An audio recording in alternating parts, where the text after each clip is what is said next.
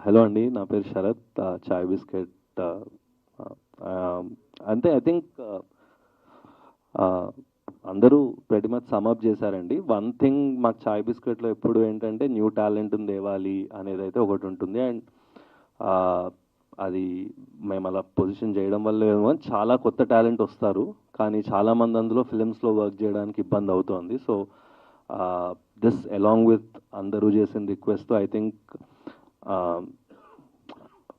Consider చేయాలి ఏంటి ఇబ్బందులు అవుతున్నాయని. I think both sides should SIT together. I think producers ఒక సెపరేట్గా పెట్టుకుని, యూనియన్ వాళ్ళు ఏదో సెపరేట్గా పెట్టుకుని, రకరకాల వాళ్ళు మాట్లాడే బదులు ఒకసారి కలిసి కూర్చుని అందరూ ఐ థింక్ ఇబ్బందులు అర్థం చేసుకోవాలి. బికాజ్ అందరూ జెన్యున్ ఇబ్బందులే చెప్తున్నారు. I think most of you will agree that వీళ్ళందరూ చెప్పేది కూడా జెన్యున్ పాయింట్సే. సో డెఫినెట్లీ ఫిల్మ్ మేకింగ్ అనేది చాలా టఫ్ అయింది. డెఫినెట్లీ ఒక నలుగురు ప్రొడ్యూసర్స్ కలిస్తే స్ట్రెస్ఫుల్ ఎన్వైర్న్మెంటే ఉంది తప్ప ఆడుతూ పాడుతూ ఎవరు లేరు. డెఫినెట్గా ఒక సినిమా చేయాలి అంటే భయంతోనే స్టార్ట్ అవుతున్నారు.